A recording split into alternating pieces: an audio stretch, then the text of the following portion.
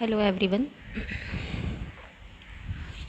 आज हम देख रहे हैं अंतर्राष्ट्रीय अर्थशास्त्र का एक प्रमुख सिद्धांत जो अंतर्राष्ट्रीय व्यापार के सिद्धांतों में सम्मिलित है। हमने अंतर्राष्ट्रीय व्यापार से संबंधित जो क्लासिकल थ्योरी है यानी परंपरागत सिद्धांत, जिनमें निरपेक्ष लाभ सिद्धांत और तुलनात्मक लागत एवं लाभ सिद्धांत हम पढ़ चुके हैं, जो कि रिकॉर्डो द्वारा दिया गया था।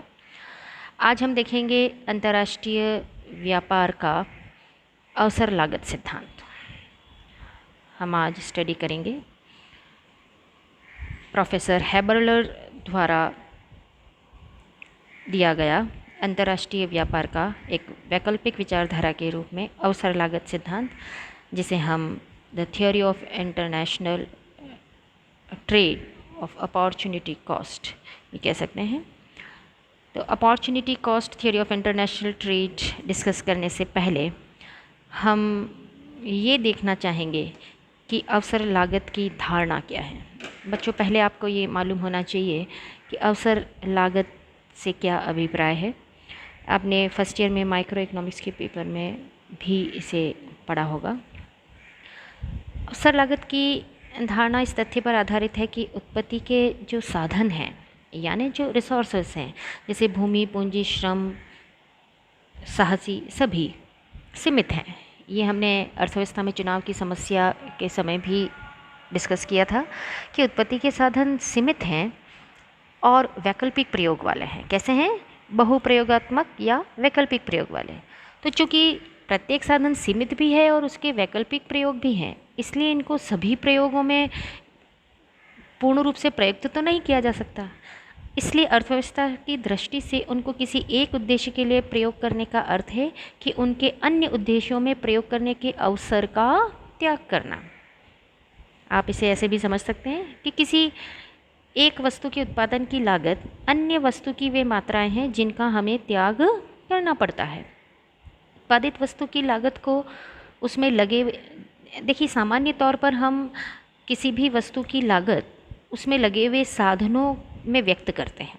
इससे पहले जो भी हमने लागत की धारणा देखी, तो जो तुलनात्मक लागत सिद्धांत था या निरपेक्ष लागत सिद्धांत भी हमने पढ़ा है, उनमें वस्तु के उत्पादन की लागत उस उत्पादन में लगे हुए साधनों से हम आंक रहे थे।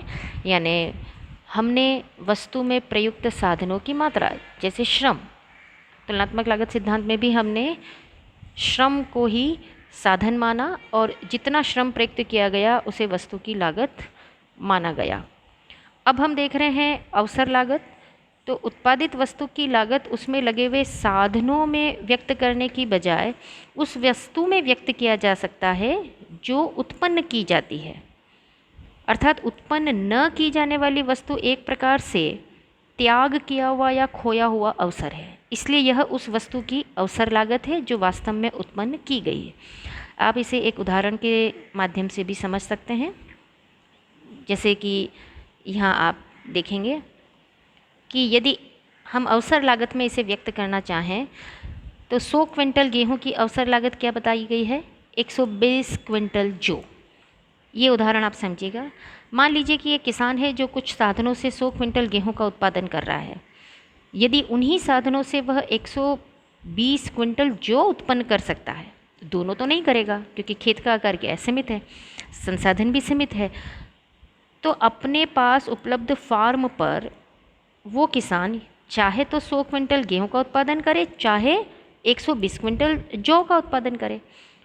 तो जब किसान 100 क्विंटल गेहूं का उत्पादन करता है तो उसे 120 क्विंटल जौ के उत्पादन के अवसर का त्याग करना पड़ता है। अतः स्पष्ट है कि 100 क्विंटल गेहूं की अवसर लागत किस रूप में व्यक्त करेंगे हम? जौ के रूप में। अतः 100 क्विंटल गेहूं की अवसर लागत 120 क्विंटल जौ है।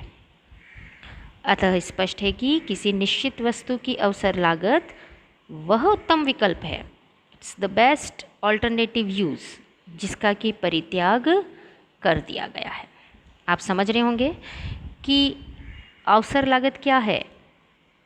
जैसे गेहूं के उत्पादन की अवसर लागत वो फसल है और उसकी वो मात्रा है जिसका कि त्याग किसान ने किया है। त्याग इन द सेंस कि जो उत्पादित करने की बजाय उसने खेत का प्रयोग कहाँ किया है, अपने साधनों का प्रयोग किसके उत्पादन में किया है, गेहूं के उत्पादन में।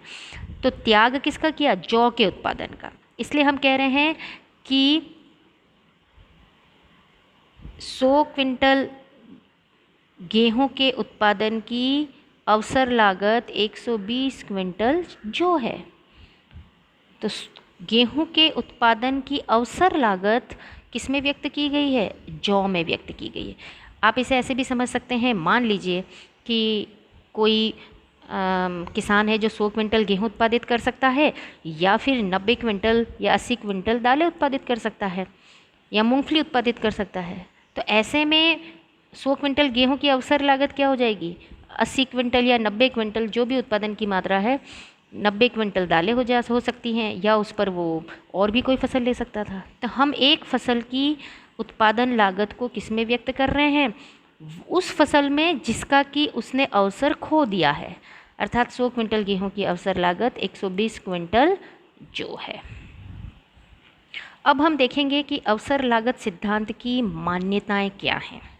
आप मान्यताओं पर ध्यान देंगे तो अंतर्राष्ट्रीय व्यापार सिद्धांत में उत्पादन संभावना वक्रों, प्रोडक्शन पॉसिबिलिटी कर्व के साथ अवसर लागत सिद्धांत को हम एक्सप्लेन करेंगे।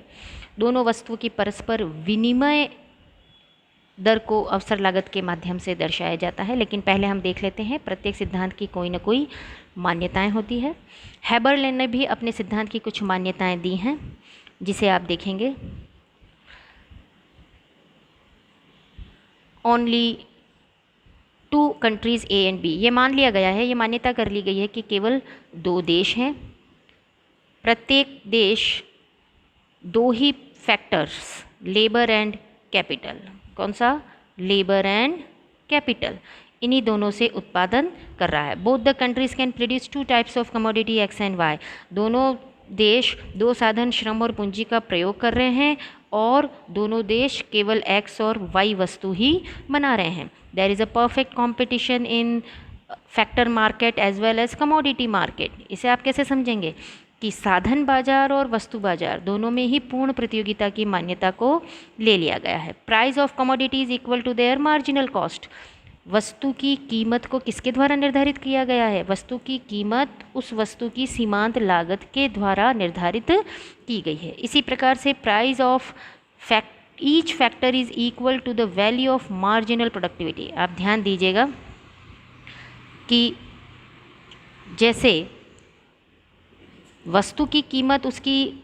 सीमांत लागत के आधार पर निश्चित की गई है, इसी प्रकार से प्रत्येक साधन की कितनी कीमत है, अर्थात प्रत्येक साधन को कितना भुगतान किया जा रहा है उसकी सीमांत उत्पादकता के मूल्य के बराबर। अर्थात सभी श्रमिकों को या पूंजी की सभी इकाइयों को उनकी सीमांत उत्पादकता मूल्य के बराबर पे या भुगतान किया जा रहा है। अर्थात जैसे वस्तु की कीमत उनकी सीमांत लागत के बराबर है, इसी प्रकार से साधनों की कीमत किससे निर्धारित की गई है, उत्पादन में उनके सीमांत योगदान से। सीमांत योगदान मतलब कि उत्पादन की जितनी साधन की जितनी इकाइयाँ उत्पादन में लगी है, हर एक यानी प्रत्येक इकाई का उत्पादन में कितना योगदान है, उस अतिरिक्त इकाई का जो योगदान है उसे हम सीमांत उत्पादकता कहेंगे।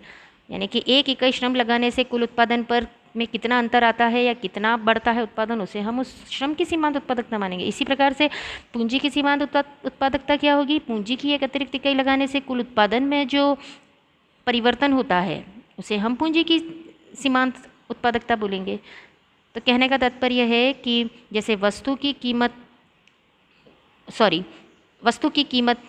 मार्जिनल कॉस्ट या सीमांत लागत से निर्धारित होती है, उसी प्रकार से प्रत्येक साधन की कीमत उनकी सीमांत उत्पादकता मूल्य के द्वारा निर्धारित होगी या उसके बराबर होगी। Now next is supply your factors remain constant, कि प्रत्येक देश में सभी प्रकार के साधनों की पूर्ति स्थिर रहती है उस समय जिस पीरियड के लिए हम इस सिद्धांत को स्टडी कर रहे हैं। Now the next is full employment in both the countries, दोनों देशों में संसाधन पूर्ण रोजगार में हैं। अगर बेरोजगार होते हैं तो वो कम मजदूरी पर भी काम करने को तैयार हो जाएंगे, तो इससे साधन कीमत क्या हो जाएगी, घट जाएगी। इसलिए हमने दिए हुए समय में दोनों देशों में पूर्ण रोजगार की मान्यता ली है। नेक्स्ट है there is no change in technology. बच्चों इसे चेंज इन पढ़िएगा, चेंजिंग बाय मिस्टेक टाइप हुआ है। There is no change in technology, कि जिस पीरियड में हम इसे स्टडी कर रहे हैं अंतर्राष्ट्रीय व्यापार के अवसर लागत सिद्धांत को, उस दरमियान तकनीकी को स्थिर मान लिया गया है। And the next is absence of factor movement between the countries. दोनों कंट्रीज़ में जो फैक्टर्स का मूवमेंट है वो नहीं है, यानी साधन, वस्तुएं तो एक देश से दूसरे देश में जा सकती हैं, पर संसाधन या दोनों साधन का मूवमेंट नहीं है। Factors are perfectly movable between the countries. Absence of factor movement यानी कि दोनों देशों के बीच फैक्टर्स का मूवमेंट नहीं है। आप इसे इस प्रकार से पढ़िएगा, फैक्टर्स आर परफेक्टली इमूवेबल। बच्चों यहाँ ध्यान दीजिएगा, ये बाय मिस्टेक टाइपिंग मिस्टेक है। इमूवेबल यानी कि उनमें दो देशों के बीच में साधनों का मूवमेंट नहीं है। लेकिन free trade between the countries there is no restriction, दोनों देशों के बीच में व्यापार पर कोई प्रतिबंध नहीं है। बच्चों इसको आप फिर से समझिएगा कि दोनों देशों के बीच साधनों का मूवमेंट नहीं है, बट दोनों देशों में साधन, एक देश के अंतर्गत साधन एक स्थान से दूसरे स्थान पर मूवेबल हैं। Next is free trade between the countries, there is no restriction on trade, यानी कि व्यापार पर दोनों देशों के बीच वस्तुओं के व्यापार पर किसी प्रकार का कोई प्रतिबंध नहीं है। इसी प्रकार से एक दी हुई टेक्नोलॉजी से हर एक देश, प्रत्येक देश उपलब्ध साधनों से वस्तुओं का उत्पादन सर्वाधिक कुशलता से कर रहा है, अर्थात और अधिक कुशलता से करने की कोई गुंजाइश नहीं है, यानी विकल्प नहीं है। So with the given technology and available resources commodities are being produced with maximum efficiency. तो आप देख सकते हैं कि इस प्रकार की मान्यताएं ली हैं। नेक्स्ट हम इस सिद्धांत की व्याख्या देखेंगे।